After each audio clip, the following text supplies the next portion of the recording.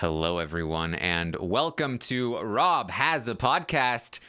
I'm your host, Taryn Armstrong, and we are here today to recap such a thrilling episode, a Monday night episode of Big Brother 22, All Stars 2. With me today is Brent. How you doing, Brent? Taryn, god damn it. I've been gone for about a week on vacation, and this is the big episode that I come back to. Spending 20 minutes, like with Christmas, agonizing on whether or not she's going to be put on the block because it's so important for the Final Four nominations that she doesn't be put on the block. You brought me back for this. All right, I'm back. He's back. All right. Also with us is Mel. How you doing, Mel?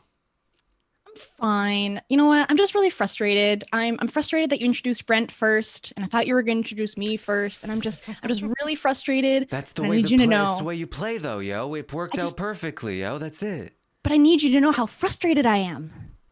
So frustrated. All right. Also with us tonight is Matt. How you doing, Matt? I'm really good. Happy to be here. This season's been so long. It's got.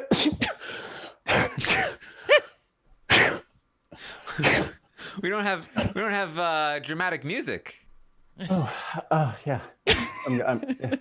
That was bizarre. Like, I want to talk about that because I've never seen anything like that in my life.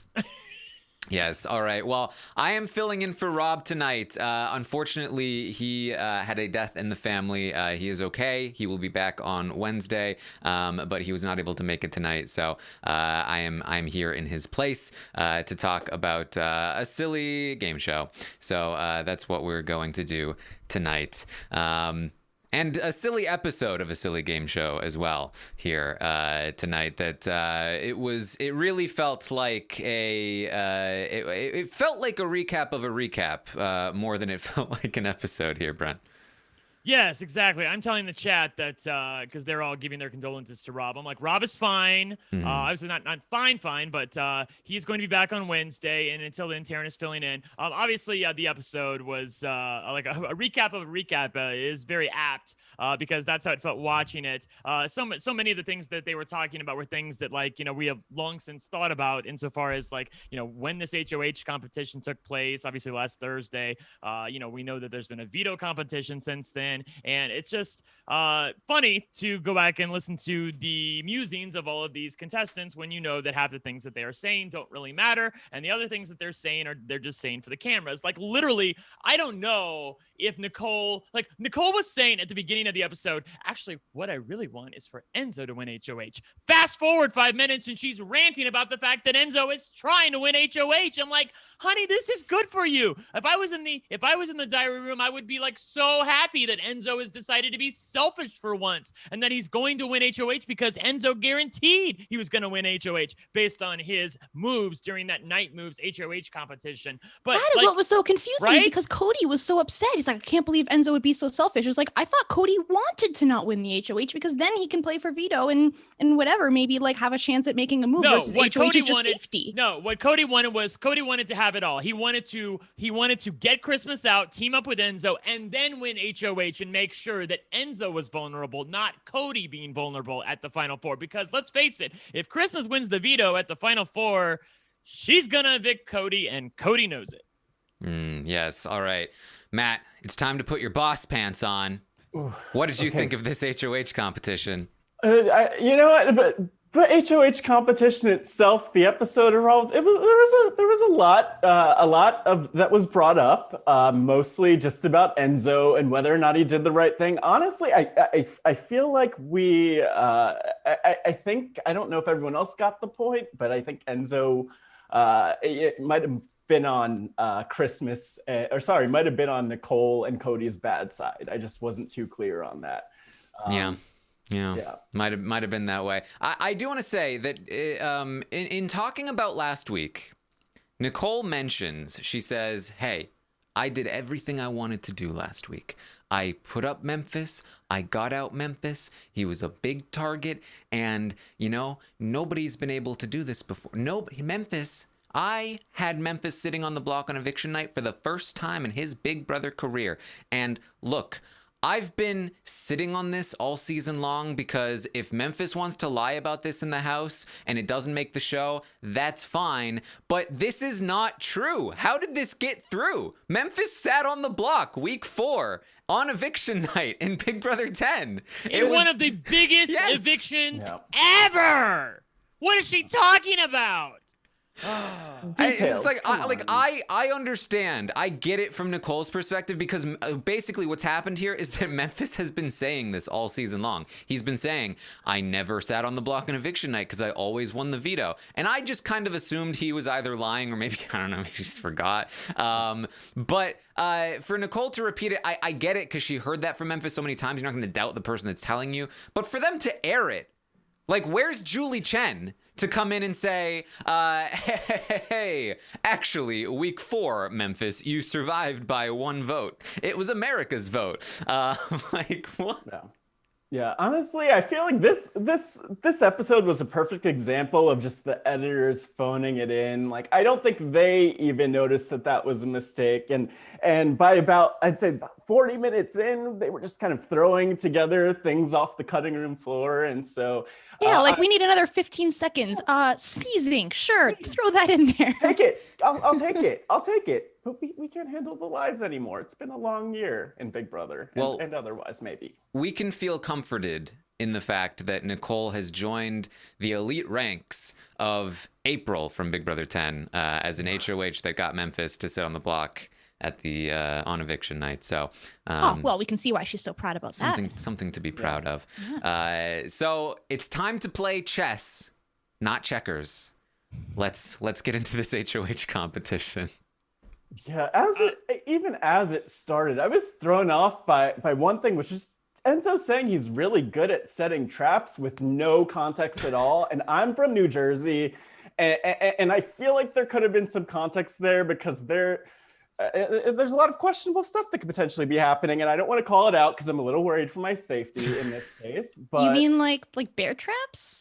I'm not going to touch. Sure, bear traps. Okay. Traps not set by humans who have pretty negative and dark intentions. Yes, that's exactly. Okay, someone from New Jersey is gonna have to PM me after the show and talk about what's going on here. Don't worry. For now, we'll just talk about bear traps. Yeah. Bear traps. Well, we can talk about this competition. I have to say that the line of the night for me in the chat is Doom Tribe, who said, I love this competition, but like this season, it did not deliver. And I share that opinion. This was pretty boring. What could it have done though? What could be better than, so you wanted Christmas to win? That would have delivered? Oh yeah.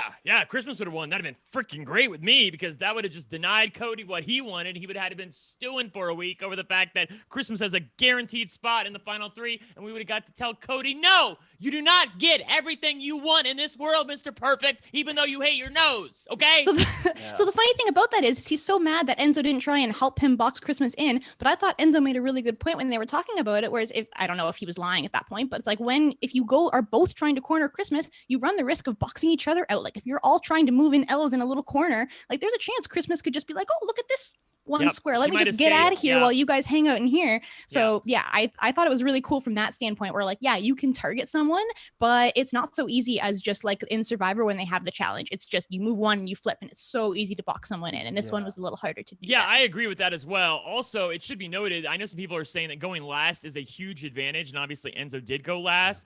But going first is also pretty cool, too. And I say that in this respect. If Cody and Enzo had decided to team up against Christmas and both try to box her in, if Christmas makes a quick getaway and is able to move like one L-shaped move out of the corner of where they are boxing her in, they might be shit out of luck. So I actually think it was a good idea for Enzo to sort of, get on the side a little bit and create his own path. Look, the one thing Cody cannot have is Christmas win HOH. That didn't happen. He should shut up and be happy.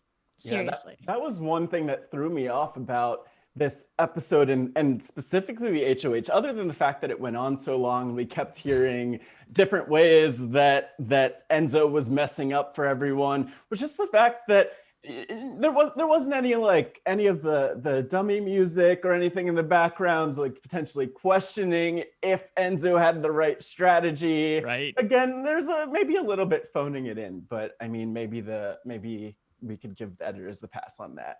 It was such an interesting focus. Like the whole, like it was a long competition, and the whole time was spent just like alternating confessionals. Be like, I can't believe Enzo is doing this. I can't believe he's trying to win. Like, how dare he? And it just kept going. And I was like, okay, why is Also, this so bad? I have to point out too, like this is how bad it is right now, because they basically showed this entire competition, Taryn. Like this was not like Big Brother 6, where they sort of fast forwarded and like you saw the people fade away and enter new positions through the edit. Like they basically showed the entire freaking competition from the start, and you got to see their confessionals along the way. So obviously they were trying to fill an hour episode here. No surprise there. Yeah. And I don't know if it was just me, but the other thing about the comp was that we're looking at the board, and at home we're trying to figure out what's going on, what's the right move, and they just keep cutting away from the board. Right, So I you couldn't almost see the can't board. figure out what the right move is, and that went on for about 25 minutes. So Yeah.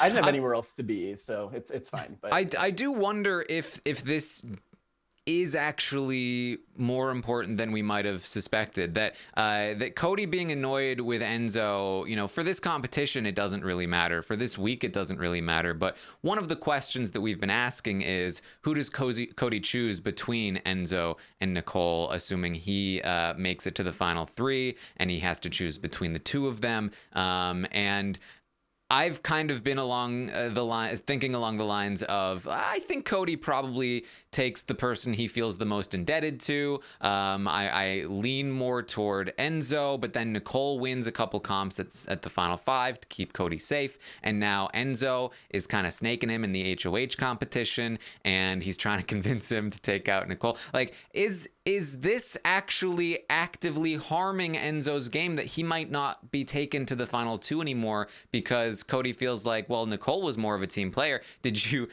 hear Nicole's diary rooms where she was saying, I can't believe Enzo not being a team player?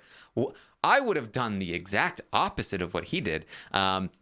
It's very much, corresponds with what she was saying on the feeds. That she was very upset with Enzo. She really genuinely felt like, what? Why would he do that? Yeah. So mean. I don't know if it's going to come down to that or not, because then you saw Cody trying to tamp down on some of the anti-Enzo rant by saying in the diary room that he doesn't want to be a part of that. He doesn't want to give into that. He doesn't want, like, if I were him and I was truly feeling this way, I would want Nicole to be as anti-Enzo as possible, but he really didn't want to take part in that. So I am not convinced yet that he's going to take Nicole to the final 2. Hoping that Enzo gets taken to the final 2, but like anything on this season, that's probably not going to happen.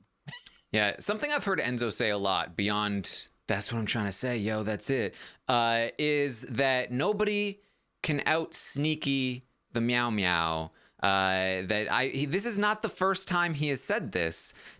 Way back when he won his first HOH, he talked about how Danny was trying to be sneaky and that he was sneakier. You can't out sneak the meow meow. Why does Enzo care so much about being like? Why is Enzo the sneakiest of the sneaks? Where did this? When did this become like the most desirable adjective? Like, I am the sneakiest.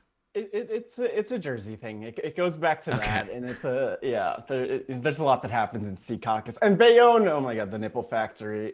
I honestly have no clue why he's obsessed with being the sneakiest. But I think at the end of the day, I mean, what I think it probably is just, it's on brand. It's the meow meow, and if you can't be anything else as the meow meow, which is so easy for me to say, you might as well be sneaky. So I really couldn't think of a logical reason for it, and I've been trying to wrap my head around that for a while. So my question is Enzo knows what the end game comps are, right? Like, does he think he can win an endurance or a question comp? Like, isn't this kind of it? Like, he wins this comp, and then what does he have to be sneaky to? Isn't he just trying to get it so that the other people were going to take him? Because he doesn't, is he going to win? I don't think Enzo's great at these kind of competitions. Well, I think Enzo's the kind of person in his bio probably, and maybe in his final 2 speech, he's going to say, look, yo, if I had to describe myself in 3 words, yo, it would be meow, meow, sneaky. I know, right? No nipple? No No. nipple. He had That's 4 words Tyler's he'd area. do. Oh, Right. okay. I think I'm with Taryn on this one. Like Enzo doesn't think like I know that we've said that there are some people in the season like Cody have been thinking like from A to B to C and thinking a few moves ahead. That was always Kaser's thing. He's trying to think a few moves ahead. Is Enzo- thinking at final 3 at final 4 a few moves Right. ahead? I feel like that's the next I know, logical but Enzo's just, step. it's like it's too big of a jump from him, man. Like Oh, he's Enzo. just like he's trying to think about like the next day in front of him. That's all he can do at this point. I'm with you though, Mel. Like I don't think that Enzo is the odds-on favorite at the final 3. Like obviously he's guaranteed final 3 now. Who he's up against is still to be determined. But like even if it's someone like Christmas and obviously I don't think it's gonna be Christmas and Cody. It's either gonna be Cody and Nicole or Nicole and Christmas. Like because Christmas is gonna evict Cody and Cody's gonna evict Christmas. Obviously I think Nicole would evict Christmas. She should evict Christmas anyway, or she should evict Cody, but she's not gonna. Oh, Like but Brent, no give me a matter heart attack. no matter what configuration, I think it's going to be those 3 kinds of pairs. And at the end of the day, I don't think Enzo's favored in any of that. So I know he was trying to pump himself up when he came back into the house after the HOH competition saying, I made the final 3 again. Very few people can say that on 2 seasons. And I'm like, that's great. But you haven't won. You haven't even got $50,000 yet. So hold up, Madge. Let's see what happens. Yeah. I think my favorite part about this competition is that every single time, without fail, Enzo goes 1, 2, 3. Right? You still need to count it out after this whole time. Right? You just want to double check. You don't want to lose count.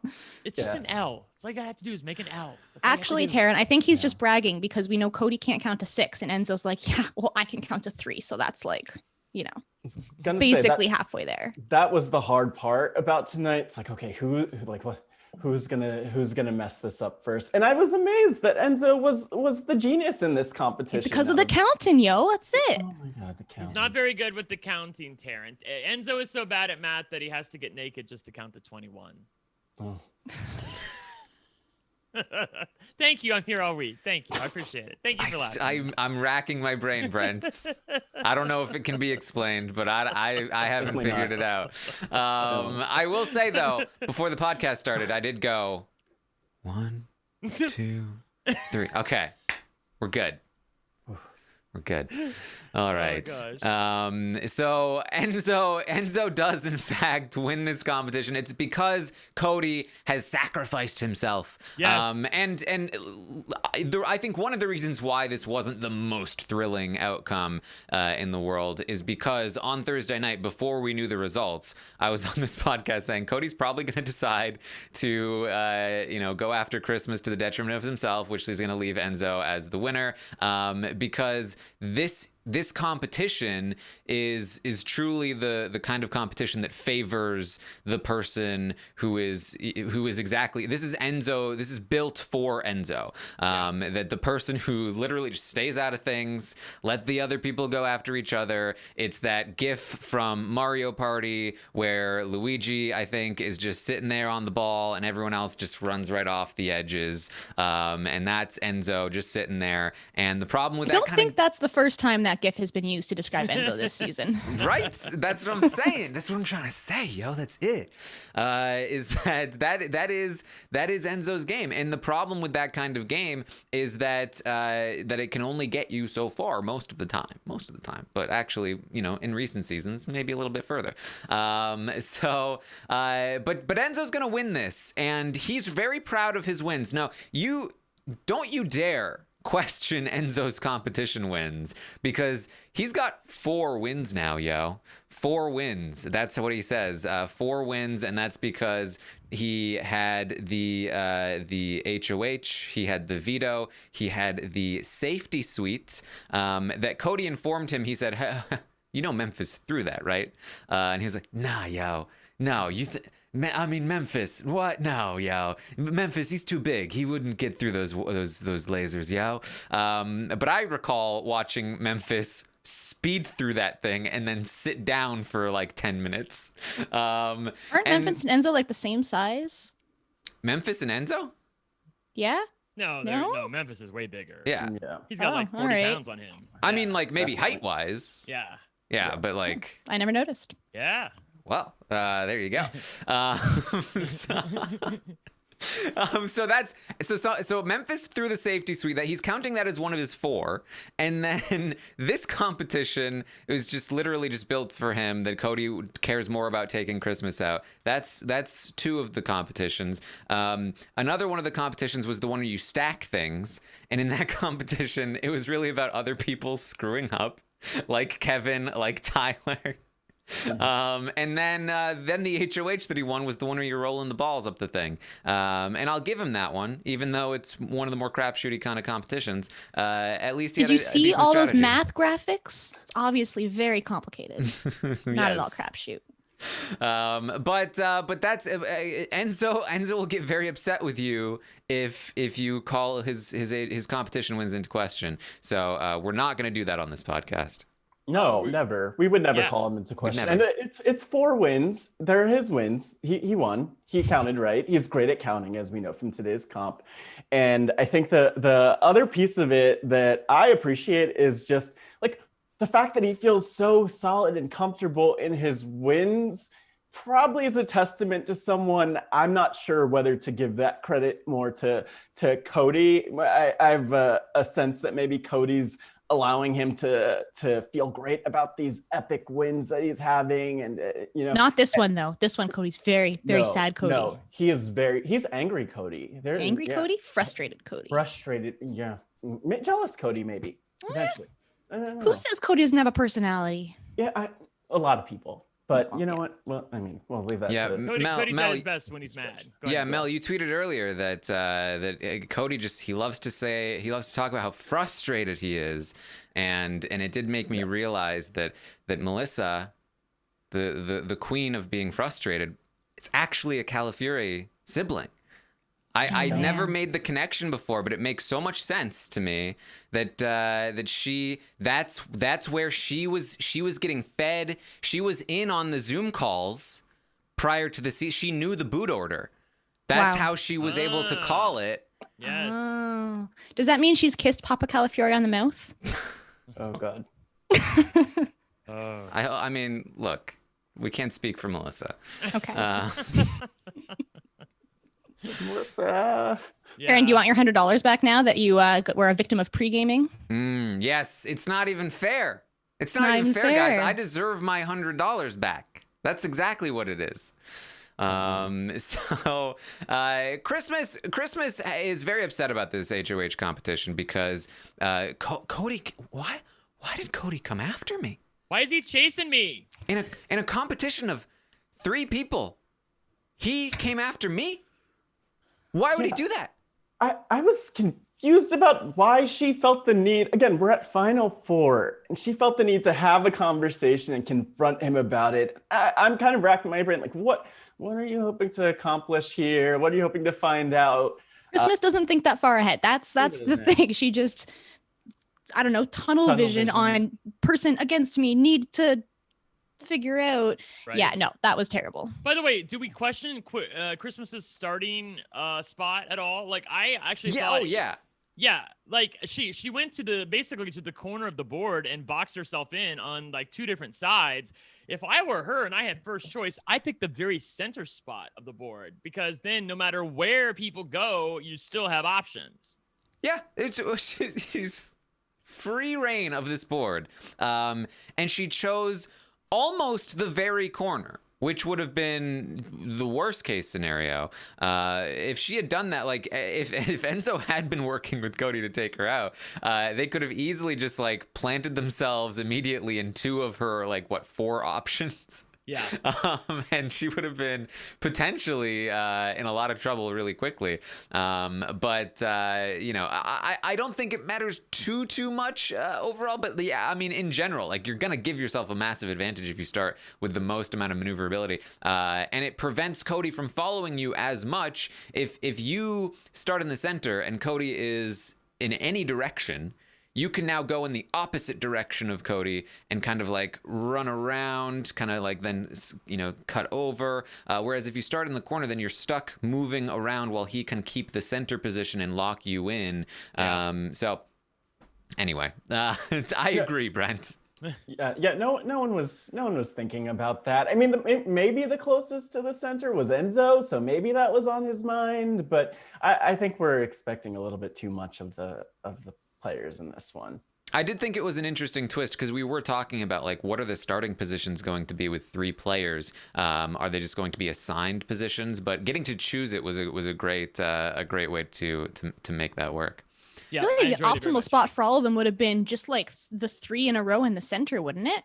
Because then they could just scatter. Like if they were playing for themselves and they wanted to just have the most ability to move, then you start as close to the middle as you can. Next to each other doesn't matter because you're moving in an L. You're not taking up anyone's spot. Yeah, I hear you on that, but I like better allowing them to choose because it really No, doesn't- sorry. I mean, they should yeah. have chosen those center spots. Like I would Oh, think, okay, I see even what if you're there's saying. someone in the Yes. center, you say, "Well, I'm going to go right next to them," because it's not like they're Right. blocking me at all. They're still the whole board. They probably feel like that they're close to them, even though they're not really. Like, Well, you could then be that's right next dumb, to and they should somebody. think I more. know, but they're not known for their smarts. What can I say? Yeah, I like that. So Christmas is upset with Cody, and she tells us, she says, I'm very upset. I don't know why he's so pressed on me, but I need to keep it calm, play it nice. I don't like playing nice, but I'm going to because that's this game. So here's what I'm gonna do. I'm gonna drag him into a room and go, so why'd you come after me in the HOH competition, Cody? You know, Taryn, that tracks. This is Nice Christmas. This is Nice Christmas. We've seen not Nice Christmas. Like, this is this nice. was so dumb. Very Did merry. anyone feel like they got more dumb listening to this Christmas Cody conversation? For real, Always. if these people had any cojones about them, they literally would have just said, "Okay, I know you want me out." Like all Cody has to say was, "Look, honey, I know you want me out. That's why I went after you." All Christmas has to say is, "I'm coming for your ass." Because they both know that that is the reality of the situation. That is the reality of the situation. If they win the veto, they will evict the other person, and there's nothing that they can do to change that. This is not something where it's subtle. This is not something where, like, maybe you can make a play here. Literally, it's the winner of the veto is going to determine what happens, and we already know what each of them wants to do. I don't know why they don't just go into the room and say, "Look, I know you want me out, and you want me out." That's all you have to do, and it makes us feel better. It would make them feel better. I think they would get along with each other more, and it would stopping all of these niceties. Look, you can be nice to someone and still give them the tea. Like Cody has to know that Christmas wants him out of the game. Yes. So why not just say it? See, I disagree. I think it's always worth trying. There's no downside to just keeping it ambiguous. As soon as Cody says, I know you're coming for me, I'm coming for you. That's just where it is. Then like that's a relief. That's a weight off of Christmas. Okay, now I know for sure. Now I'm locked in. And no. look, how many times has there been a player in Big Brother that we have expected them to do the obvious move and then they don't because they're dummies? Not often. well, yeah. maybe. I guess I'm just coming at it from the standpoint like this is just so obvious. Like Cody is such a threat, and obviously keeping Nicole would be fantastic for Christmas.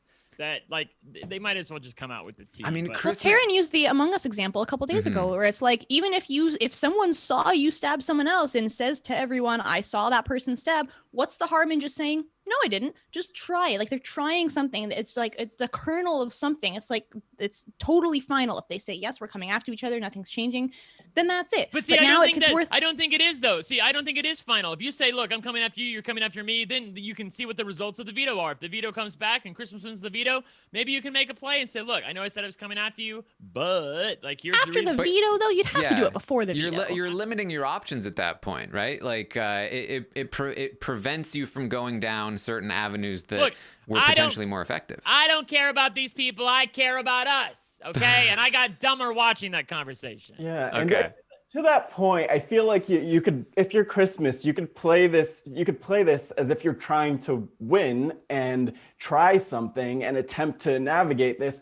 Or you could realize that you're probably screwed anyway. So how do you approach this in the way that's most interesting for us and could result in you coming, like there's so many different approaches, but if I'm Christmas, I think you just have to realize at the end of the day, you need to watch the Legacy Watch. You need to pay attention. You need to realize that this might not be your last Big Brother game if you play your cards right. And that's the thing that's a little tough to watch, because I feel like we always come down to the Final Four at some point in a season. We always have a chance to see these players navigate in difficult situations, and they usually make it a lot more interesting than this one was. What is Christmas's optimal play here? Like, it would still be a boring play, but should she go to Cody and say, hey, I noticed you were coming after me, but like, I want to work with you, yada, yada. Like, is that no point to do that at this point?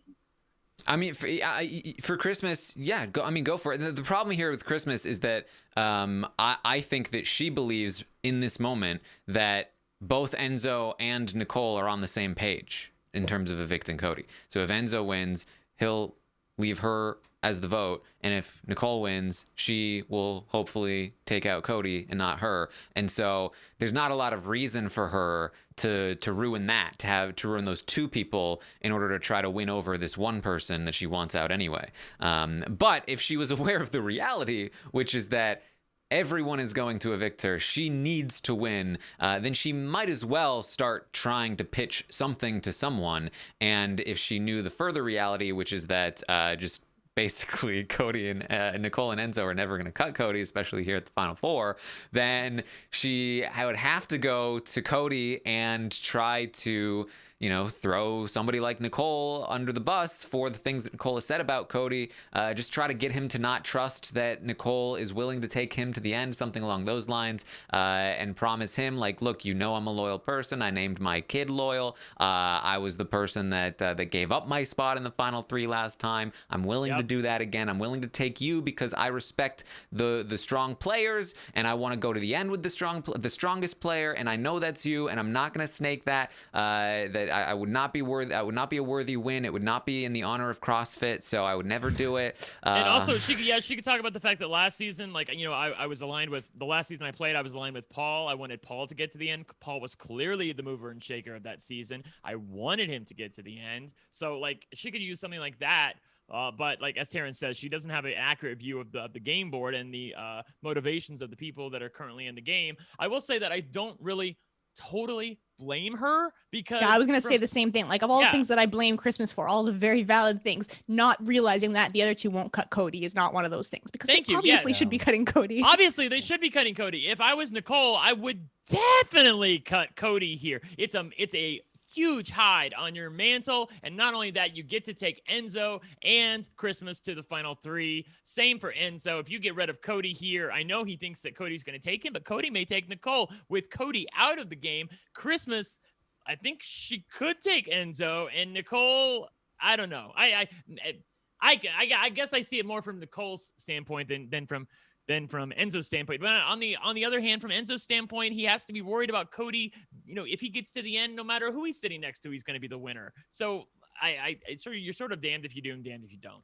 Yeah, and I think the other point of that is that there is a point when you're strategizing where you kind of just you hit all of your roadblocks. You have no way to get out of the situation you're in, and I think that a lot of what I was seeing in today's episode, even though there wasn't a lot going on, was just that Cody made it so far, a lot further than he should have. And I think that's just one of the problems, and something that, to me, it seems inevitable that we're going to have Cody as the winner potentially. But, at the end of the day, a lot of moves should have happened a while ago. And that's, again, why I don't blame Christmas or really any of them for taking a shot that probably wouldn't be effective and might just result in them going out at this point. Yeah, I mean, I just think, because even that speech I gave that Christmas could have given to Cody, whatever, it doesn't mean that I think it's going to work. But I am always of the opinion that I don't like it when somebody says, it doesn't matter anyway, because a lot of players say that and it's not true. And we know it's not true, but they don't know it's not true.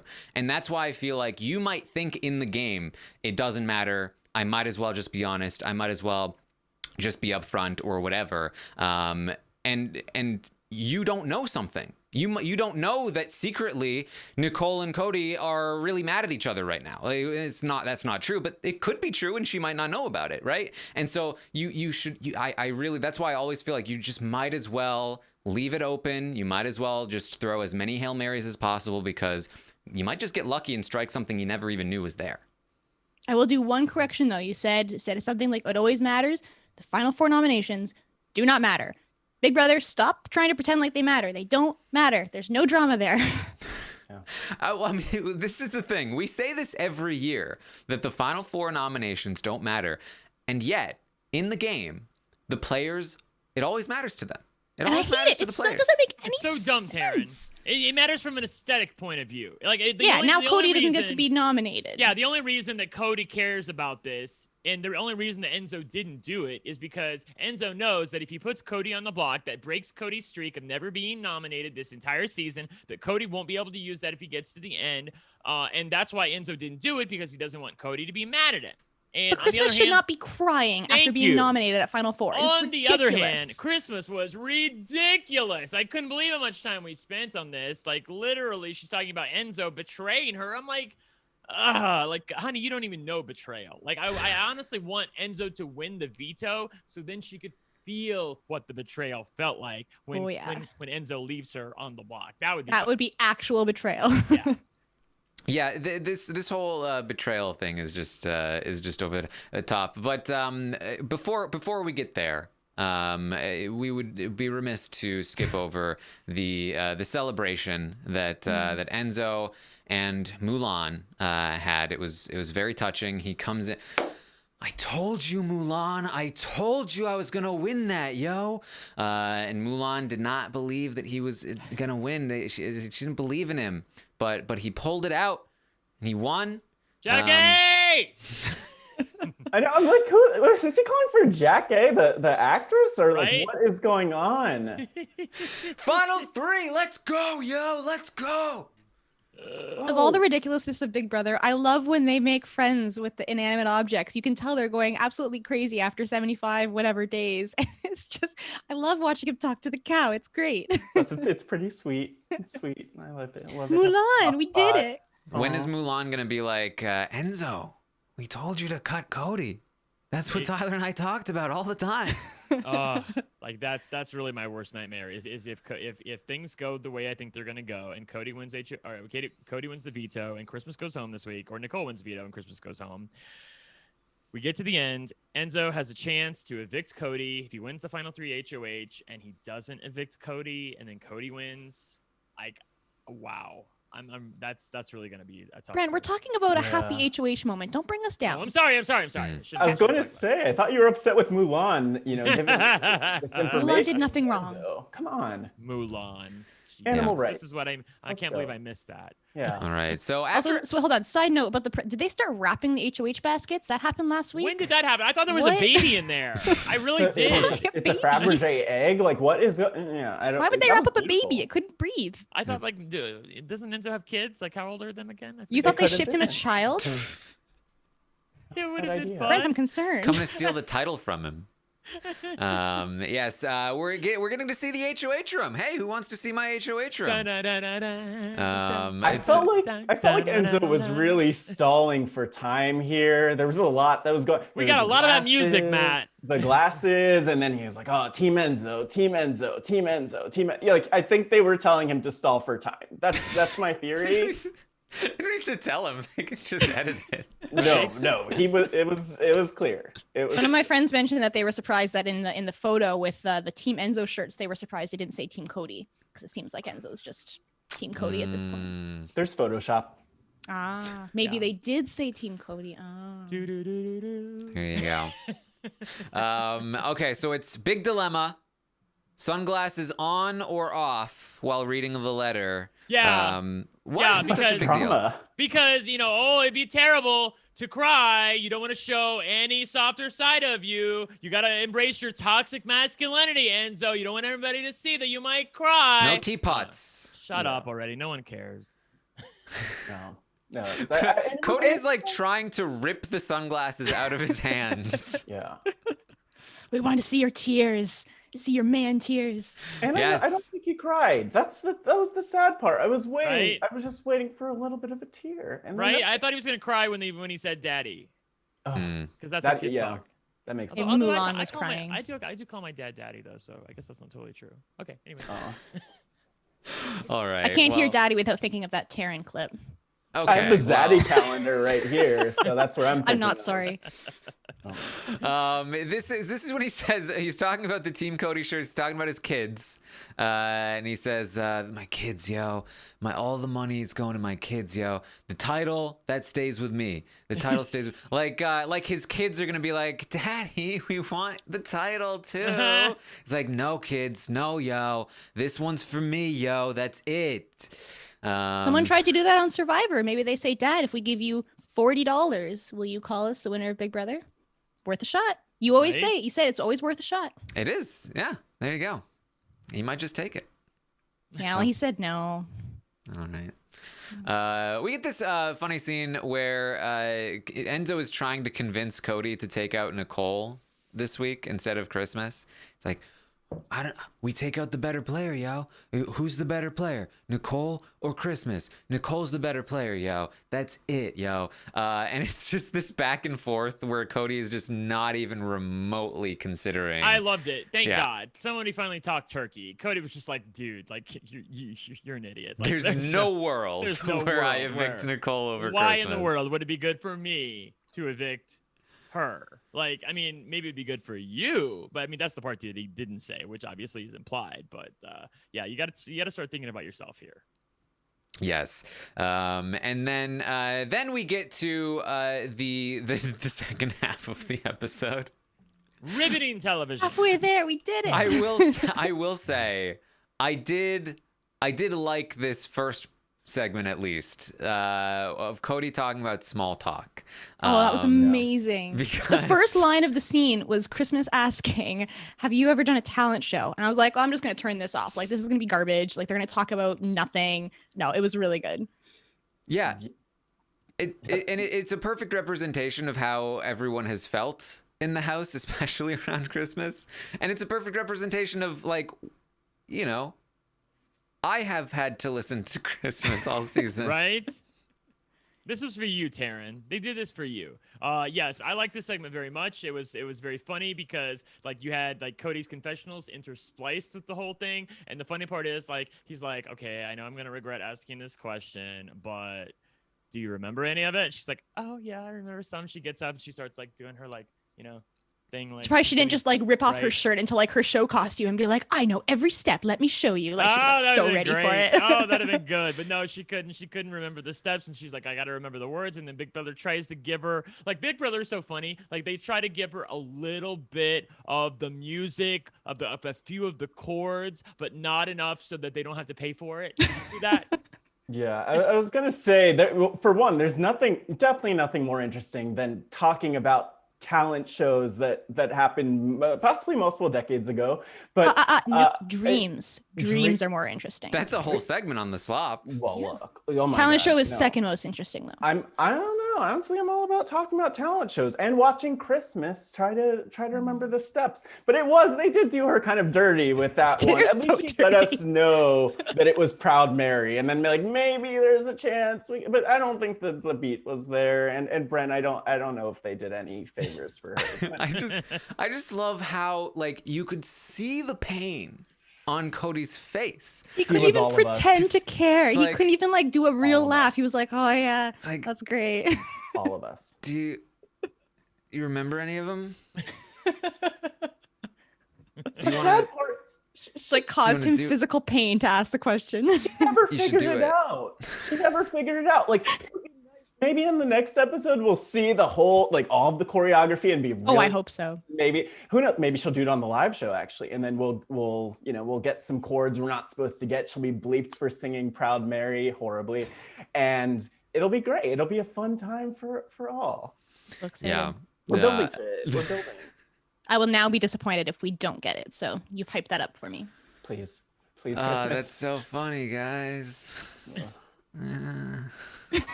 Yeah, this is like the most personality we've seen come from Cody all season, and it's from not doing anything. Right. And we were just talking on the round table about like Christmas and her lack of self-awareness sometimes, and this is a perfect example of it, where like who does that? Like who is talking to somebody on the couch and they're literally having to work themselves up for 10 seconds before they go, what do you want to do it? And you're like, Funny you should ask. if you're gonna pull my leg on this one, then sure. And then you go up and you do it and you don't even remember it, and you're just like, it was something like I can't remember the words. it was but, like I just need the lyrics. If I can just Yeah. remember the lyrics, then I can. Director, what were the words? Yeah, I can. So it was something like this, you're getting it, right? So, and he's just like staring at this, you're like, yeah, it's so funny. And this whole episode, we heard a lot of complaints from Cody, and we heard a lot about the things he doesn't like, including his nose. And I just feel like I'm really curious to hear what he's good at and about his hobbies and talents. I want to know what his talent at the talent show would have been. And I feel like we have that cliffhanger. But we're going to hear all the talents that he hates before we hear the one that would be his go-to. What do you think his talent would be at the talent show? I don't know if he has talents, to be honest. Loving himself. Looking like Derek? No, acting like Derek. Derek like a puppet master. Or is he the puppet? He could be a puppet. There we go. Ooh. Being a puppet attached to puppet strings. I don't know. He's a great actor. There Yeah, you go. there you go. Just to He be is clear- an actor. That's what we know. Yeah, well, yeah. He's great. He's great at Big Brother. Well, He's good at Big Brother. Big Brother. Stop, like, there, And you he's don't have to an stumble actor. over that. He's good at Big Brother. I don't know if he's an elite player, but he's good at freaking Big Brother. Can we just No, stop yeah, with the pretending that he's not good at Big Brother? He's good at Big Brother. I hope so. What I really liked about this scene was that it really could double as a representation of the audience watching Big Brother this season. Like, okay, It was too- well, who won the HOH? Well, you see. We have a whole half-hour segment about this. This is the HOH competition. Okay. Oh wow, so great. And here yeah. here we are, like, man, wasn't that funny?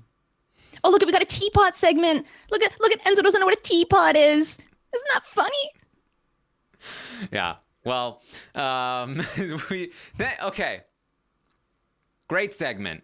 Great Cody and Christmas segment. Now we're moving on. New segment. Okay. Just had a goofy segment. Time for something serious. The music is building. Yeah. What is happening? The music is building, and it's still building. And it's still building. And I'm getting uncomfortable. This is like, I'm nervous. stop. got It's some too much. sunscreen going You've built on. it too much. There's not enough room left to build. What are you doing? There's no more room. And it still goes. It's still going. And Nicole's just spritzing herself. It's a sunscreen. It's still going. The music is still building.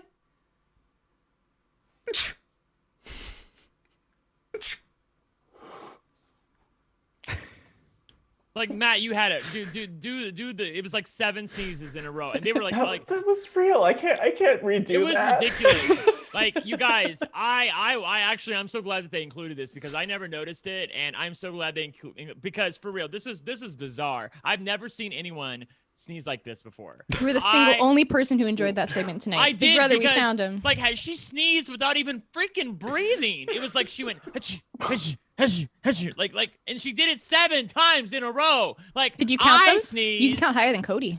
huh? Right? I sneeze the way that I podcast. I take one big breath, and then I let it out. Right? I don't understand how she did this. You're one of those people that are like, achoo! Yes. Oh, You yell your sneezes. Oh, you commit. I don't know You're if we can be focused friends. about Yes. them. You're dedicated. You That's get what matters. You get 7 out at once. Honestly, I was worried, and the whole segment, it was like an experimental art film, like a Wes Anderson, Yes. and I actually loved it. I loved it. It was my favorite part of the episode because of all of the things. We just got to see Nicole sneeze, no context there, and it was relatable. Who here hasn't sneezed before? The seasons are not like changing. that. I've been sneezing a lot, so it happens, Brent. Not everyone's as good at sneezing as You know what? You know Man, what? Nicole Yeah. sneezes. Yeah, I sneeze too. Oh my goodness. We're like twins. I love Nicole. I love Nicole. She's I officially stan her after this episode. After the sneezes, she No. is a relatable queen. She No. BB22. You know Brent, you who can't I've even never pretend? seen sneeze? Of all stars. Janelle. Who happens? Oh. How many I'm sneezes just gonna does say, Janelle do? does Janelle even sneeze? She has never sneezed. She does half sneezes. So she has to do like 14 sneezes to get there. What I was gonna say was I did not like Nicole because of the sneezing thing. I loved Nicole because of the ending when Nicole was like feeling her oats. And I Okay, know no, we I'm have to. jumping- We're not done I with know, the I know, sunscreen but segment yet. But I mean sneezing. I just want to say about Nicole, like I love Nicole when she's like that, when she's just like I'm gonna win this game and I'm gonna win it again, just like it did before. And then Taryn, like she undoes all of it by going, okay, Nicole, calm down. I'm like, no, don't say that. Like, Okay, question for you. Do you like when Christmas does it? When Christmas does her dialogues to the camera, she's gonna get competition Christmas. no, because she hasn't done shit. Nicole's actually won Okay. before. Yes. Christmas won a comp. She worked very hard for it. No. Nicole's She won won the 5. game before. Oh, the game. Yes. 5 comps. Christmas could have won the game, but she gave it to Paul because she's a nice person. Totally. Yeah. That's the narrative, at least. Exactly what happened. Whoa, that was crazy, says Nicole. Yeah. Right. Whoa, that's wild. Yeah. That's right. So then we find out about Cody's deepest, darkest insecurities, and it's his nose. Your nose, yo!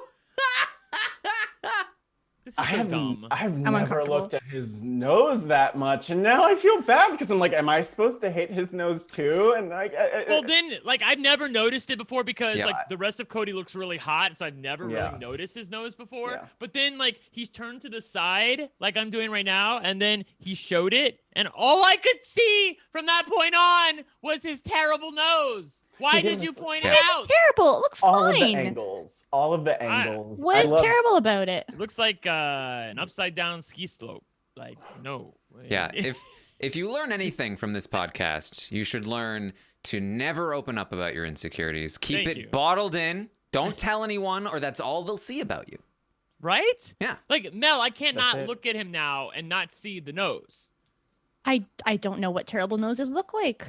Did you not see his nose? I It, did like, see it his. has I a- couldn't not see his nose. It's a hump. Like, it's not shaped like normal. Normal noses are like a ski slope. Like a Brent, like a, you're that nose shaming right now. very How dare subtle, like ski slope. Okay, the people that like the big honkers have like a mega ski slope, but Cody's is like the reverse. It's like instead of an innie, it's an outie. Does that make sense? Oh boy. you? Oh no, Enzo's not a fan of Audis, so that must be why he doesn't like Cody's nose. See, here's There's a my lot thing. of body Here's my part thing. conversations. If Cody had, if the conversation had been reversed, if it had been, what are you most proud of on your body? And Cody had said, my nose. Love my nose. Think it's a great nose. See my nose? Isn't it great? I would have looked at Cody's nose and been like, yeah, well, it's a great nose. But he said he hated it, and I was like, yeah, I guess it's not a good nose. Right? Yeah. You know I'm what I with mean? on that Like, one. I Yeah. have no idea. It's like, if you tell me something's good, I'm gonna be like, yeah, I can see it. Yeah, I mean, like we were told Enzo has great feet, Yeah. and now everyone loves Enzo's feet. He does. He has great feet. Cody has a great nose. Like, let's just accept it. I, for one, am wondering why there's so much nose-focused content in this episode, and I feel like it's worth discussing. And I don't know if someone in the chat could let us know if it's National Nose Day or what's going on, but I think it's intentional. I think there's something going on here that we might not be thinking about and seeing. I think Enzo's just trying to take some of the heat off of his feet. He's just like we need to talk about noses now. But yeah, I will say, in seriousness, it was very rude of Enzo to laugh at Cody saying he's self-conscious about his nose. Like, why you gotta do that, Enzo? This is just more of Enzo's teapot, sunglasses, laugh at your friends' noses. Like, let's be a little. Can we get a sensitive side here, Enzo? We don't need to be macho all the time. He was just maybe crying about his kids earlier. That was enough nice Enzo content. Now he needed to come back and be mean Enzo. I don't know. Yeah. You can pick your friends, you can pick your nose, but you can't pick what people you think are your friends say about your nose. So I want that on a t-shirt. We'll print it. We'll get it printed. Great. It's very concise. Yeah. It's my favorite part of it. Then we have a banana fight. There were bananas. Yeah. In fights. The worst part of this is she was going to throw those bananas out. You chuck those bad boys in the freezer, you make banana bread in a couple days. Don't throw them in the garbage. Fair point. Yeah. My mom used to do that all the time. Banana bread's pretty good. Yeah. No, but instead she had to, I don't even know, she chasing him with bananas? Did he not like the brown part of the banana? Was it goopy? I think she was smell. trying to carry them off, and they were gonna like fall off, and she was like going really quickly, and she like rubbed it against his sweatshirt. He was like, "Oh, you got it on me." Got and then what? From there, it Banana escalated. peel the germs? the banana gush. Banana juice. It was so gross that it had juice coming out of it already? Did you see? She was literally holding it by the top, and they were just falling off, like on Well, I their did. own. I thought they were just old bananas. I didn't realize they were like melting. Jeez. They're melting. They have nothing to do in this house. They're talking to a friggin' pet fake cow. They can't pay attention to their bananas and freeze them on time or eat them on time. It's unbelievable. These house guests. And Cody hates the smell of bananas. Yeah. I'm just telling you, there's so much nose content. Like, why am I the only one with this conspiracy theory? Is anyone else freaking out right now? The smell of bananas makes him nauseous. That's weird. Are there any food smells that make you guys nauseous? Yes, but not bananas. Okay. What's an Bananas are good. example? Reveal that. What food makes you nauseous? Honestly, smells? I don't have a food, but like I've definitely smelled something gross and been like, ugh. Okay, well, gross food, yes, but a normal person food, a smell No, of not like a of normal person food. I'm not weird like that. Okay. Like Cody. Friends, does a normal thing that someone would eat make you nauseous to smell? Can't really. I mean, I'm allergic to nuts, so like that's like a definite Okay, well, kind of that's fair. nauseous. But like, If you die, if you honestly, eat it, you're like, fine. You can be nauseous by it. I'll allow it. No, I would say- I have no tolerance for Cody's nauseous. Sometimes the smell of chocolate is very strong, and I'm like really just like, oh, get it away. I don't know if that's a popular opinion. I think you're Taryn. alone in that, Taryn. Yeah. What? People hate chocolate. People are totally with me on this. Did you put that as like an answer on the Legacy Watch? Did we miss this? I need to Everyone weigh in agrees with me this. on this. Everyone hates chocolate. That's the thing. Oh, How dare you? okay, Cody. Just telling people what they believe. Okay, I see you. All right. We then get Enzo talking to Christmas, and she comes up to talk to Enzo, and he's in the bathroom, jamming out to music, just jamming out to music, and then she falls asleep waiting for him. He comes out, he's like, "Oh, sorry, yo, I had to go to the bathroom, yo." I'm just surprised that she didn't walk in and we didn't get the music, and that was a little bit disappointing for me. I love the Christmas jingle as she walks in on Enzo. I'm glad it didn't magically happen during his HOH reign, but I was expecting it. I feel like there's all this stuff that's been built up, and I just want it to pay off. Here's how we knew it wasn't going to happen. We didn't get the theme song for Christmas walking in on Enzo, and so we were getting his music. That's when I knew.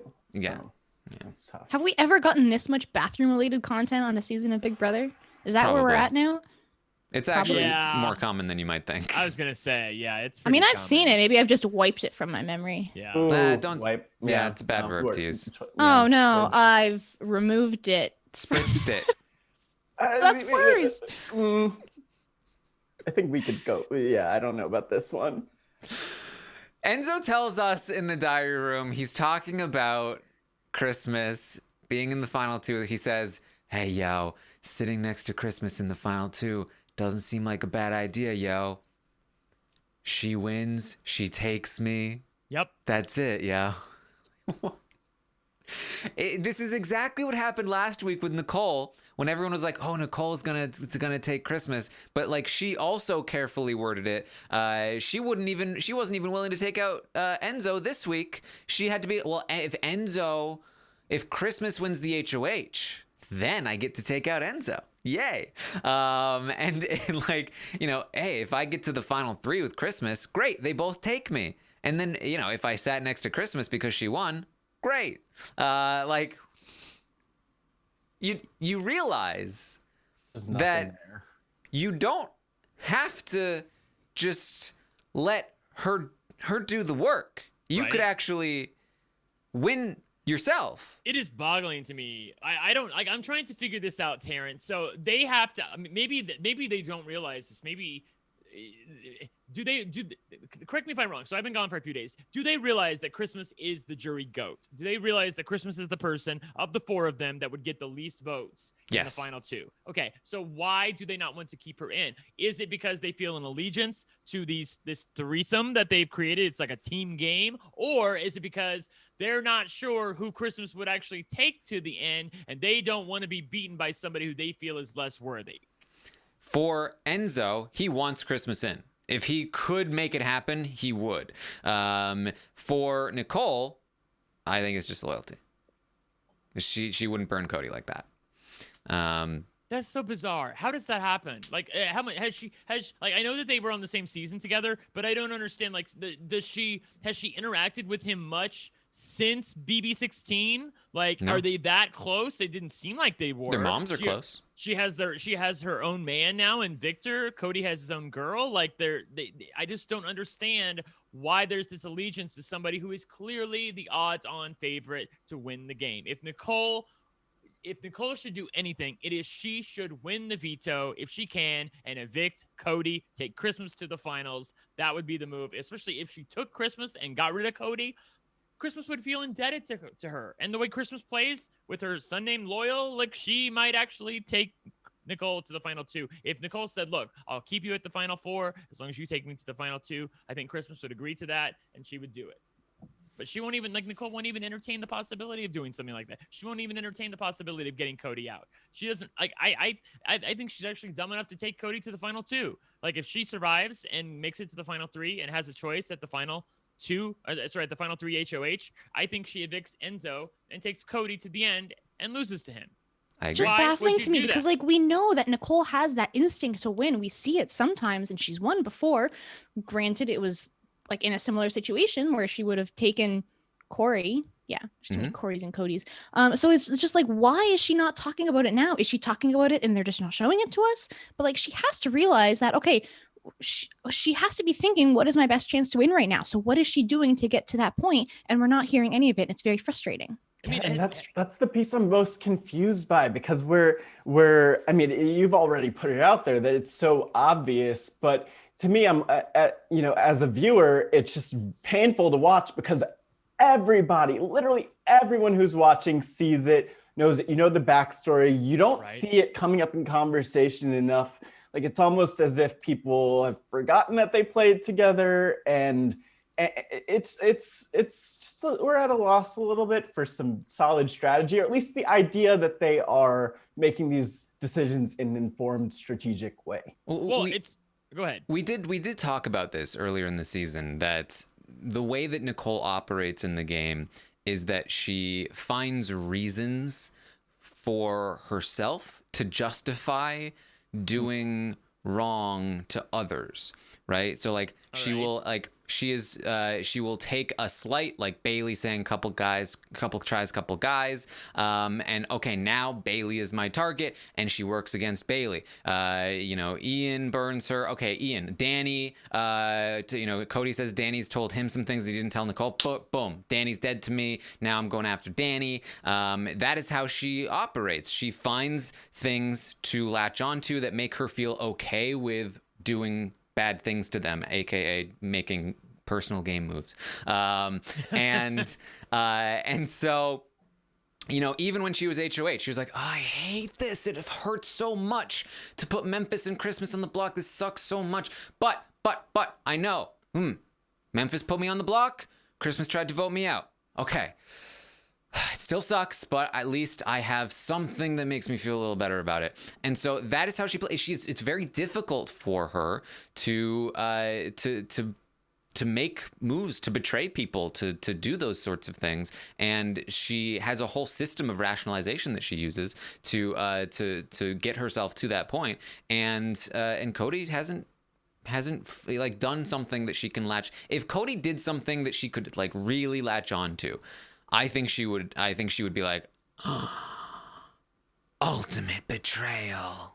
Like if Cody had tried to win the HOH for himself, that would have just been terrible. Yeah, but he's smart enough not to do that, and so he's going to be able to make this work, I think. And I think that is just the thing, that she has a lot of trouble, quote unquote, betraying people. And I don't think this like, if anyone is taking this to mean that I'm like complimenting her in some way, that is not the intention. Taryn's now in Nicole stan. It doesn't mean that she's like a too good a person or anything like that. If anything, it's worse, because again, like, she's finding reasons to skirt around her own, you know, empathy. So I think that's it. I think that is the thing, that she has a lot of trouble making these kinds of moves, and it's very important to her to find reasons to do them.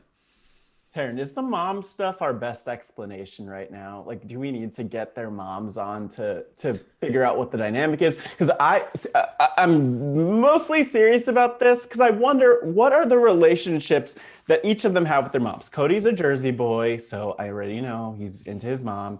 But I don't know about Nicole's relationship with her mom, and I just feel like we could probably figure out a lot about this. I don't think I would stab someone in the back if I thought my mom would be upset. That's me. I'm a Jersey boy. Love my mom. I mean, I also think that, like, Nicole, there are certain archetypes that she is more willing and likely to trust and feel good about. If they're white. Men. like you know, you know what I'm talking about. Okay. And so I think that really helps. Nicole and Cody did have a conversation this week about how he didn't really trust her at the start of the game. In fact, I don't think he trusts her literally as we speak. Whereas she was like, I always trusted you. I mean, there were a couple moments where you didn't tell me everything and I was upset about it, but I've trusted you. And I think it is that. I think that's what it is. So that's where we are. So we finished the episode. Enzo nominates Nicole and Christmas. He keeps Cody's streak alive. Cody and Enzo still at this point have not been nominated all season long. Nicole tells us she's ready to win again, ready to make this happen. Brent loved it. And then Sheen does it. Like it's like the Dan thing. Like Dan Gieson always talked about this, how, like, you know, you like, if you're like the HOH and you're the tiebreaker and you vote to evict somebody, you say like, Mel, I vote to evict you. You don't then say, oh, but I'm sorry. Own your shit. Don't do that. Yeah. You're on freaking television. Sorry. Yes. And then we hear from Christmas. I can't believe Enzo is betraying and backstabbing me. We had the wise guys together. I don't understand. Even though I wasn't a guy, I was still a wise guy. Christmas has never, she still was under the assumption that it was the only wise guys alliance. Oh, honey. Bless her heart. She's doing her best. She really is. Yeah. So that's Also, our episode. so Enzo was wearing a brigade shirt, but it was a grenade. Yeah. I think he's worn that before, but it's the first time I noticed. What's up with that? It's the brigade. A bragade. That's what Brittany always called it, remember? But it's a brigade. The grenade is just an A. But it looks like an O. It's not well designed, Mel. No, it's not. No. Look, Enzo is not a graphic designer. He's a I don't crayon think he made salesman. that shirt. Yeah. /rapper. There's / a lot meow of- meow. That's to Slash be on top of sneaky. your brand. Slash Dwight. Yeah. Yeah. No. All right. Maybe someone will make a shirt for him. I feel like we have a lot of shirts in production. Yeah, we after got this a lot of episode. good designers. I'll see what they can come up with. It's better Yeah. than Blood Grenade. The Bragade. That's what Brittany called it. When they told her what the deal was, the Final Four, after she lost the veto in Big Brother 12, they sat her down and said, we had this whole alliance from the beginning. It's called the Brigade. And so like she was mad for like an hour, and then she adapted to it, and then she decided to make a shirt that said the Bragade. And so it's I think it's like his way of honoring Brittany. Wait, so is she getting royalties from this? She should. Oh my god. I miss when she was doing her little eviction things with her stick figures. I think she's with us like this season. Just I know, but yeah. hope she does it next season if it's fun. Please All bring right. it. We probably will need it next season too. Okay, well, that's the episode. We still have some spoilers to talk about if you're ready. If you are right now listening to this podcast, and you've got sunglasses on and you're lying on a couch, and you're just like, all right, who won the veto? This is the opportunity to find out. But in the meantime, thank you so much for joining us on the recap. I will be back tomorrow morning at 11 a.m. Eastern to update you guys on the live feeds. Although if you're bouncing out now, you're probably not listening to that podcast, but you should. And tomorrow night we're gonna have the Stock Watch Roundtable, and on Wednesday Rob should be back to recap the Wednesday night episode of Big Brother 22. But now we're gonna get into some spoilers. I don't have the song for you guys, but I someday I will. The Office of Civil Defense has Someday, issued the following message. I'm gonna make a big move, Is a spoiler. and I'm gonna bring the song. Is a spoiler.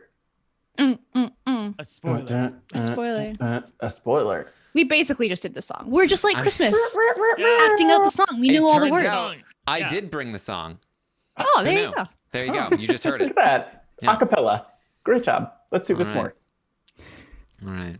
Right. And now This is a things go spoiler. downhill as we talk about the veto winner. We're about to reveal the veto winner, and it is a doozy, A doozy. just like this season. The winner. If you could have predicted the person to win the veto that would make things utterly pointless, and for us to talk about strategy or any sort of machinations that the players could do moving forward, who would it be? It would be Cody. And guess who won the veto? Cody. If it was Christmas, I was gonna have a Christmas sweater and a hat and a tree, and it was gonna be great. But it was not. It was yeah. Cody, and I got nothing for Cody except I should have sunglasses and a boring hat. I don't know. Sunglasses and that. All right. Doing that with your mouth.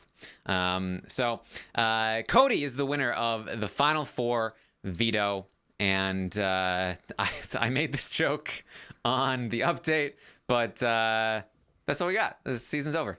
We did it. Yeah. All Bye, guys. right. They're writing his name on the check already to save time, and we'll give it to him next week. So what are our only hopes for some drama here? So let's say Enzo wins the final 3 HOH. Would he evict Cody? Is there any possibility? I know I've listened to the roundtable, the recaps, and I've been caught up on the feeds. It seems like he realizes that he's in a really tough spot here, and he does not want to be a part of just like handing Cody $500,000 at the end. So I think he's more likely to do it than Nicole, but unfortunately, I think he's less likely to win the comps. Right. Yes, and I also think that more likely still at this point means just still negligible. He seems to recognize he literally told Christmas yesterday. He said, man, only 9 days left, yo. 9 days until we give the check to Cody, yo. That's it. right. But So he's saying that because he knows, I think, that he can't take Nicole in his mind. In his mind, he loses to Nicole as well, and so he knows that he's gonna take Cody, and he just needs to hope that he beats Cody, and that Nicole is probably also gonna take Cody, and that Cody will beat her. But if he takes Nicole, then he will potentially lose to Nicole. So he might as well just take Cody, and it frustrates him to know that means that Cody is basically gonna win this game. But it's in his mind, I think the only path forward. And so I fully expect Enzo, at this moment at least, to be taking Cody to the final two. And I also fully expect Nicole to be taking Cody to the final two. Again, even in the diary room, neither of them are even willing to entertain the idea. None of them are willing to even say the words, I could cut Cody. Right? So, It's crazy that they aren't even faking it. It Like, is boggling why? to me. Like, the odds-on favorite to win the season, and neither one of them are really thinking about evicting him. Like, that's just boggling to me. Like, Cody has put himself in such a fabulous position. It's like, how is this possible? Like, did Enzo make a mistake, Taryn, when we were talking about this on the live show 2 weeks ago, and he had a chance to get rid of Nicole? Did he make a mistake there? Because now he's in a situation that is virtually impossible. I mean, I think if you go back, you can obviously Results-oriented. can look at it and say probably, but like there were a couple moments like if Christmas does win this veto, now Enzo's looking a little bit better. Say Christmas wins that last HOH. Enzo's looking real good now. Because Christmas wins that HOH, she was one ball away. Nicole wins the veto. Cody goes home, and now it's Enzo, Nicole, Memphis, Christmas, and Memphis, for whatever reason, still wants to take Enzo over Christmas, and Nicole is a little bit on the outs there, and it's just things are looking pretty good for him, and he was very close to that happening, and on top of that, that's the story of this season. Yeah. It's just everything has been so close to happening, and like literally every competition along the way. Janelle got 11 points, Tyler got 12 points. It just. We Wow. got the one Davon win. And then Big Brother said, enough. Davon, well, yeah, I know, right? That was the highest point of the season for me, was Davon winning veto and saying, fuck you people, I'm going to use it anyway. Seriously. Right. That was the best, because everything else has been like, whatever. And here's the thing. Here's the thing for me. If Enzo goes the other way, he votes out Nicole, he goes with Tyler, I think we're having the exact same conversation, but with Tyler. I'm assuming Tyler doesn't leave. That in the jury, they're saying, Enzo, he's just doing whatever Tyler wants. Tyler's running this game. Enzo is still unable to win any of these competitions. And either way, one of Tyler or Cody was going to probably win out from this point. And Enzo, what it really comes down to, because we can blame it on the move all we want because we didn't like the move, but what it really comes down to is that Enzo hasn't won enough competitions. He needed to win more of these competitions. If he did, he would have more of a chance to beat Cody in the end, because he does have a better social game, and he does have better relationships with many of the people on the jury. The problem is that they don't respect his game, and they don't respect his game, one, because of the move, but more because he just hasn't been able to win anything. But sorry. He has won 4 competitions. I understand where you're coming from in terms of, well, this one was given to him and somebody threw this one, but still, that's not how, for the most part, that Big Brother players evaluate competitions. You got 4 wins. Nobody looks back at Christmas's HOH and says, well, she doesn't have an HOH because she didn't earn that. She still freaking won it. So he's got 4 wins. If Enzo's able to win the final 3 HOH, that would be 5. Cody has what, 7? Or 8? His 7. I disagree, though. I don't think it's about. I agree that they're willing to count whatever, but I think the reason that the competitions actually, they're nice to have. It's nice to say I have 7, I have 5, whatever. That helps. But the bigger thing that helps is that the competitions make you seem like a better player.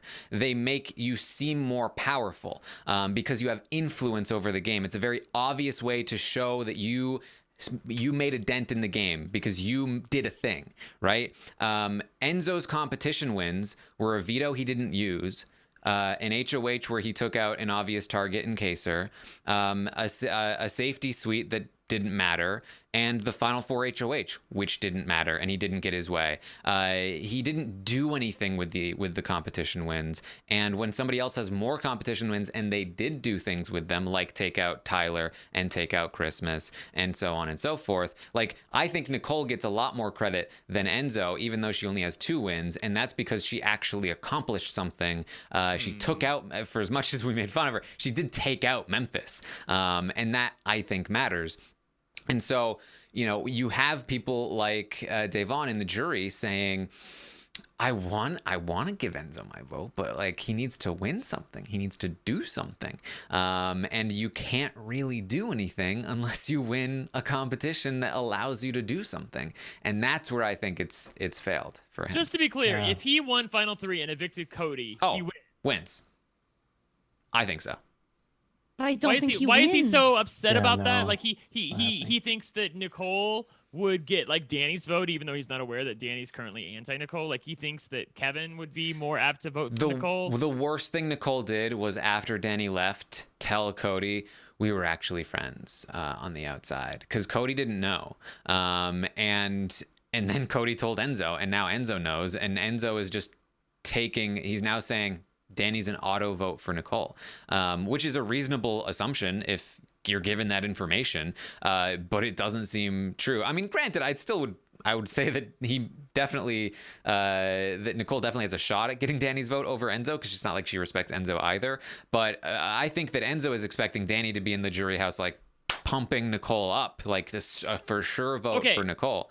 I don't understand. It seems to me, and he may not even have this choice. He has to win the final 3 HOH, which is the long shot to begin with. But if Enzo wins final 3 HOH, he has to evict Cody. And I know he's like, there's a part of him that's at least thinking about it, because 2 reasons. Number 1, that would be the biggest head on his mantle if he could actually get that done and show them that he can actually do something with his power. Number 2, if he sat next to Nicole, he'd be able to make an argument to the jury like, look, like, I'm a family man. This is for my family. She's already won $500,000. I made the final 3 twice in my only 2 seasons that I've been here. I won 5 competitions along the way. She only won 2. Like, and I took out the biggest player of the season in Cody. Like, he has to have enough confidence in himself.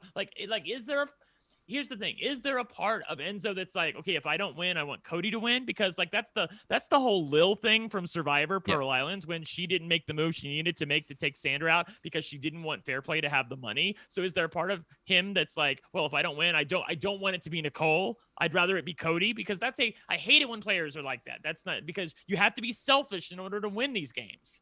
I'm sure that's part of it. Yeah. Yeah. And I would just say, I mean, like that, unironically, that's it. Like that, I think that's what it comes down to, where it's like, who does Enzo prefer to win? Who would he respect more as a winner? Who would he rather lose to?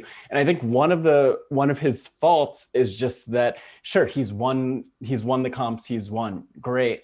But ultimately, like, this is a place where he clearly, and I'm not sure how clear it is to everyone in the jury house, but it's probably pretty clear based on the fact that they're already seeing Cody as that winner, that, he probably should have put Cody up in this place. And regardless of what happens to Enzo, or what happens to Cody really after this week, whether it's Enzo and Nicole in the final 2 or Enzo and Cody in the final 2, to me at least, it's a huge strike against him that he didn't take the obvious shot. And then it makes me start to question, what are the other opportunities he missed? Because he had a clear shot. He probably, I mean, Cody wins the veto here, so maybe that's not actually gonna turn into anything. Maybe there's no fire for that smoke, but I think that's something for the jury to consider. I mean, here's the thing. I'm actually fine with Enzo's move here to not nominate Cody. And the reason why is because he doesn't know the results of the veto yet, because he needs to stay on Cody's good side in the event that Cody wins final 3 HOH and makes it to the end. He doesn't want to do anything to disrupt the trust between him and Cody. He already did that a little bit during the HOH competition. He can't then do more of it with the nomination. So I'm fine with him leaving Cody's streak intact,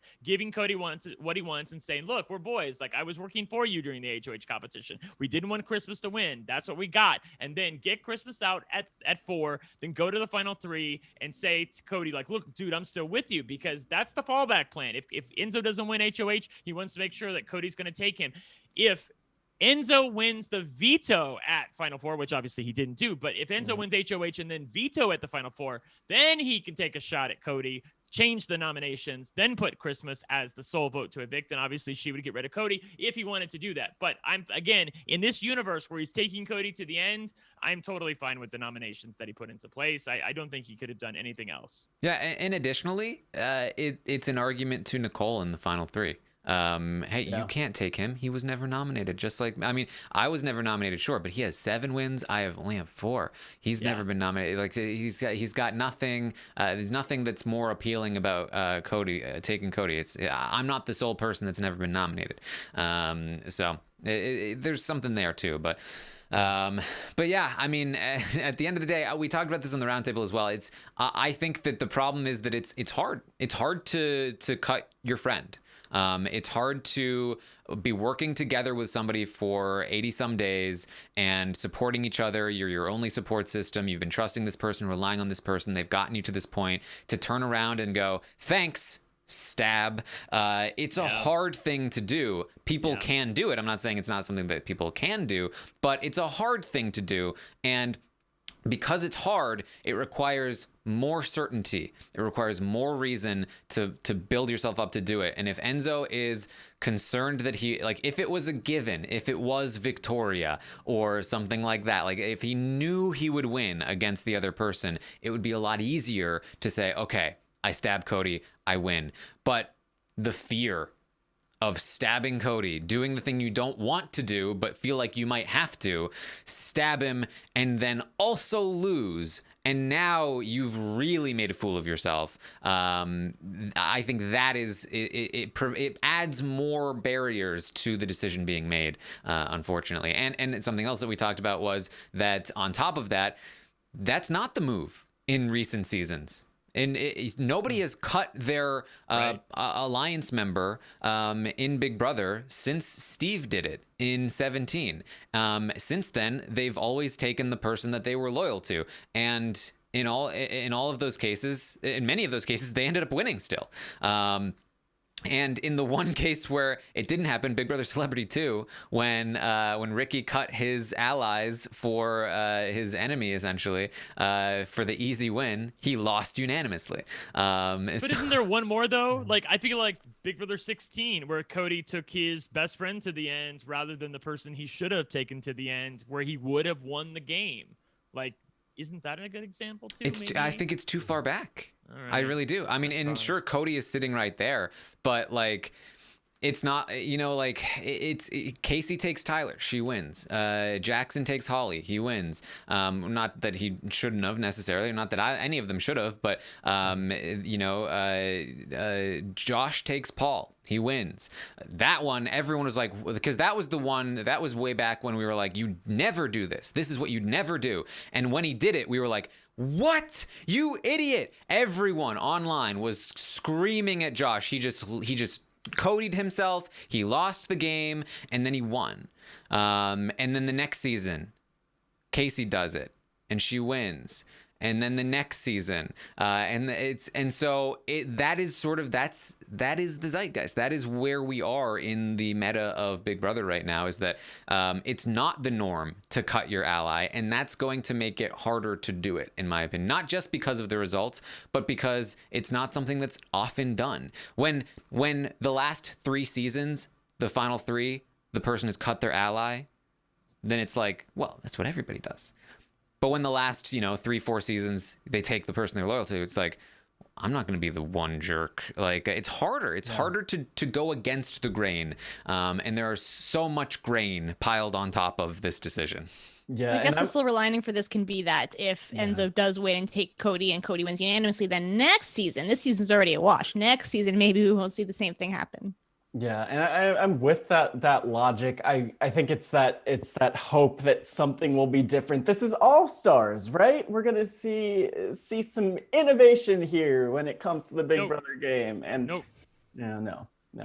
I'm losing hope. No, Taryn and I were talking about this. Like, how do we change the narrative? How do we change the meta of the community where, like, where backstabbers are not rewarded? We want people to play hard. We want people to backstab their allies. We want people to be cold and ruthless and self-interested. How do we get people and juries to reward that? I don't know. Yeah. I mean, I think it does kind of, a lot of it does stem. I mean, we've talked about this as well. We talked about it with Tommy, that just the way that social media interacts with the show, I do think it damages the show a lot in terms of the people who come off the show. They want to be influencers. They want to not displease the internet. And the problem with the internet is that it comes at you from all angles, and so trying to not displease anyone means that you do nothing. So we get a lot of people who go and they just like, I'm just gonna do nothing. I'm gonna not displease anyone. And it used to be that people would go on the show to be actors and be personalities on TV, and the personalities on TV were the big bombastic characters. And so people would go on and they'd intentionally be like over the top. I'm gonna yell at people because that's what makes you popular. But nowadays it's not the case. What makes you popular is here's my showmans, and we're going to sell you some things because we're great people. Yeah, I got it. How we can fix it. We have to start an influencer war. Pit influencers against each other. Make them fight online, and then maybe they'll fight in the game and say, see, I can keep up with the influencers. I can fight too. Influencer battle brawl. We can do it. Trademark.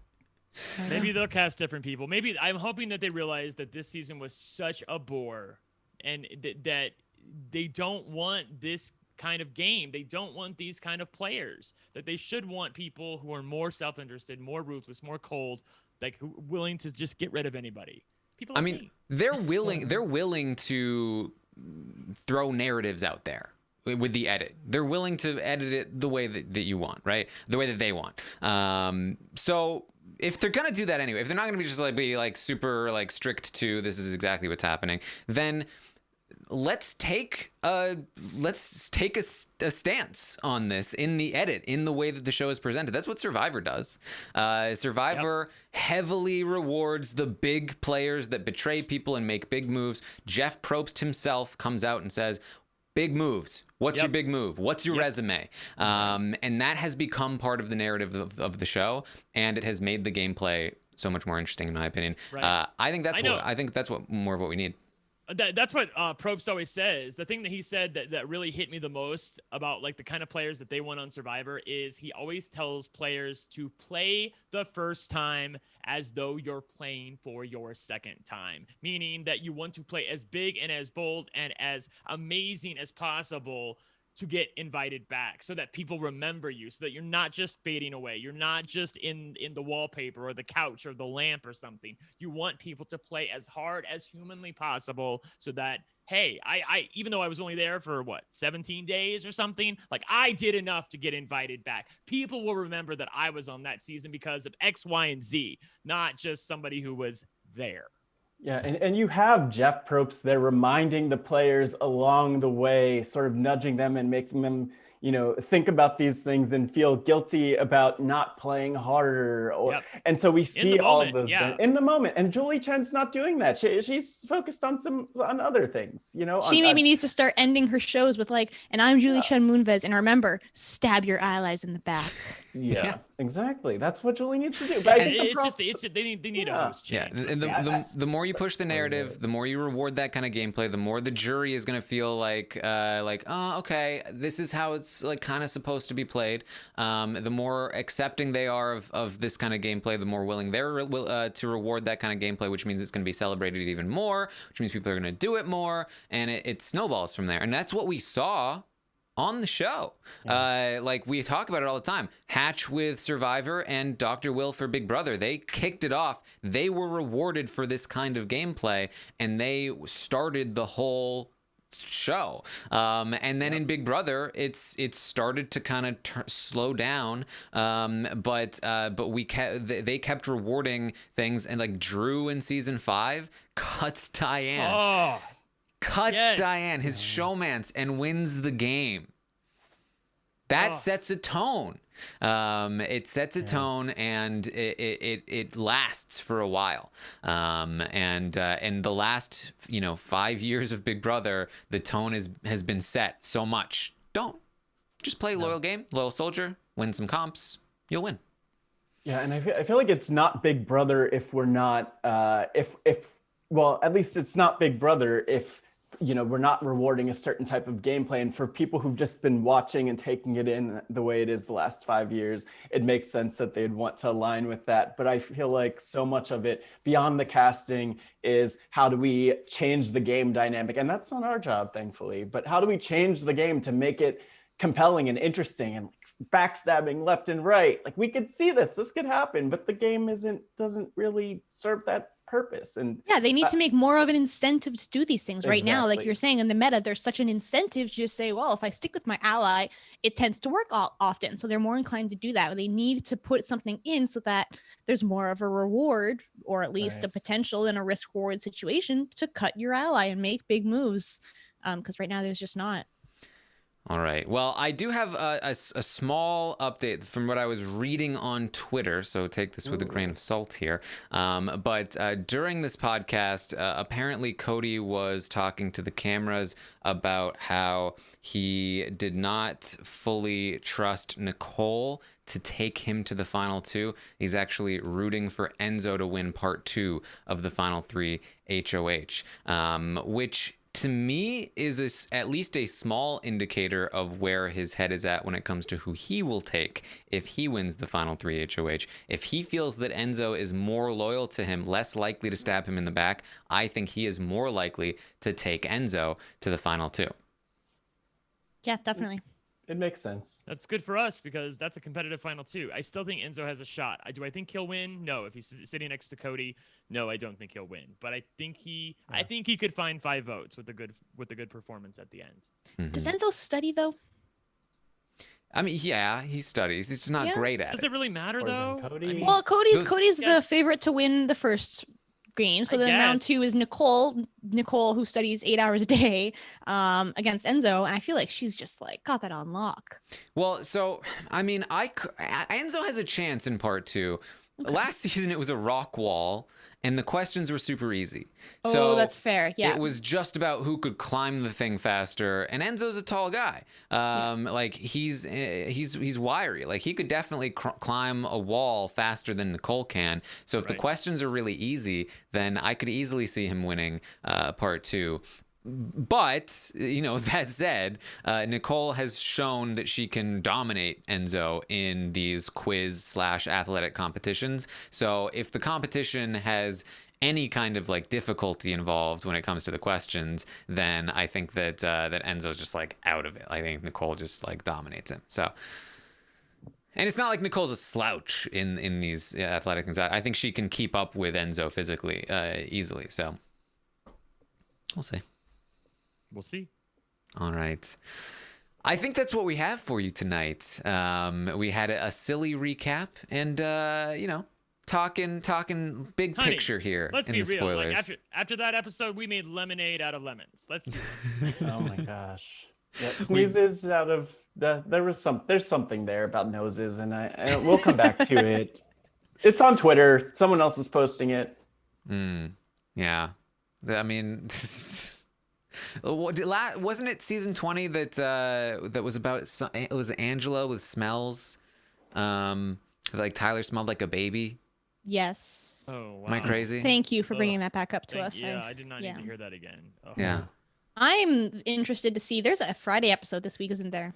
There is, as I far They as have that's to that. fill concerned. 3 more I- episodes this week, and we got Wow. hope they got more sneezing segments up their sleeve. Honey, I did not know there was a Friday episode, so I looked at because we have the master schedule for Rob as a podcast, and I saw that there was a Friday show, and I'm like, what the hell? Like, where did that come from? And then I looked at the TV guide, and I was like, ooh, a Friday show. That should be fun. So is that like a recap, or It's is time that for a recap of the recap. Yes, yes, we Oh, just did a man. practice one right now. Yeah. yes. Exactly. Right. Oh no. I hope we'll make it. I really hope we'll make it without crying through the week. And honestly, if anyone's struggling through this, it's okay. We're here for you. Yeah. All right. Well, that's what we have for you. Again, of course, I will be back tomorrow morning at 11 a.m. Eastern to update you on everything that happens today on the Big Brother 22 live feeds. Tomorrow night, we'll have the Stock Watch Roundtable. We're going to rate these players, update the prices on the Stock Watch. We'll also go through where we think the jury votes will fall. And I will also include a question for who you would like to vote for America's favorite player. So make sure you vote in the survey for that one. You can find it on my Twitter at ArmstrongTaryn. I will be tweeting it out tomorrow morning after the update. That's when you can find it. So look for it there. Of course, Wednesday, Rob should be back to recap the Wednesday night episode. And then on Thursday, we'll be live to recap the eviction, where we will likely see Christmas leaving the house here on Big Brother 22. And then it's just 6 more days after that. Just 6 more days. Yeah. So you can find me again on Twitter at ArmstrongTaryn or on Twitch, twitch.tv/TarynArmstrong. Brent, where can people find you? You can find me at One Lucky Gay. That's one spelled out. ONE. All right. Matt, where can people find you? Matt Scott GW. That's like GW could stand for great win. We're gonna have a great win at the end of this season. Cody's gonna be so great at winning. He's a great player, Brent. He's really great. So Matt Scott GW. I was trying to think of something that knows that could be GW. Good wafts of smell. You really That was not good. Thank you. Beautiful. Gesundheit. That's not Gesundheit. that's not a W. There you go. All right, Mel, where can people find you? You can find me at Mel Holst tweeting nose puns. That'll be my thing now, I guess. I don't know. I won't be tweeting about the stock watch because I am way out. I mean, on Christmas this week. I had to go for that. Well, what else was I gonna do? Buy Cody? Like I'm bought 3,000. I had to do something. Yeah, That's a you good way went to for play. it. Yeah. I went for it. Yep. Yeah, I should have known better. Should have just bought Cody the whole time. Oh well. Still fun. Still fun to play the stock watch. It was just a practice game. Just we'll do better next time. Okay. Well, there's plenty of other content on Rob Has a Podcast, so make sure you check all of that out. I don't have fancy slides for you, but there's lots of stuff. Like, 90 Day Fiance was a thing. I don't know if it's still a thing, but it's probably still a existing. Masked Singer. The Amazing Race. Singer, yeah. The Amazing Race. Yeah, Big There's one. a lot of Amazing Race Running. content because there's no Survivor and there's not a lot of Big Brothers. So we got Amazing Race out the yin yang. Yeah. The Amazing Race recap. exit interview. Very Yes. funny. Go the listen. Amazing Race like pit stop or whatever. Like, Yes. Tar pit. Yes, out the yin yang. Yes, American Ninja Warrior. We recapped the first 4 episodes of the new season. I did that with Lita. Karen, what percentage of that podcast was talking about the show? I mean, at least 10. At least 10, maybe like 15. It was great. It was really fun. Yeah. Great stuff. So check all of that out. And of course, make sure to become a patron of Rob Has a Podcast so you can support these shows. It's very, very important. Helps out the show quite a bit. So you can find it there on Rob Has a website. There's going to be a patron button. And then also, guys, go and vote. Yeah, vote. It's time. You got to do it. It's time. There's an election happening, and Rob would normally be here to tell us, with his bossy pants on, that we need to get out there and vote and make sure our voices are heard. That's what I'm doing right now. Except Exactly. I also did it by voting, and I hope you do too. When you think about like, okay, who am I voting for America's favorite player? Then also go, you know what? That was that. I need to vote in the election as well. Okay. Yes. Yeah. Just gonna remember both of them. Different people, though. That's what I would say. You can write in. You write in Davon Rogers for president. I Let's should not. because I live in No, Kentucky. no. I live in Kentucky, so Do that on your practice paper, not your real vote. One of the candidates, I won't say who, is probably going to win Kentucky by 25 points. So whatever. All right. Well. But maybe you can make it Davon? 24 points. Yes. I don't know how points work. I'm just assuming that's right. Rock the vote. Yes. Go and vote. Don't write in somebody. Bad idea. Bad idea. And thank you guys so much for joining us today. And we will see you next time.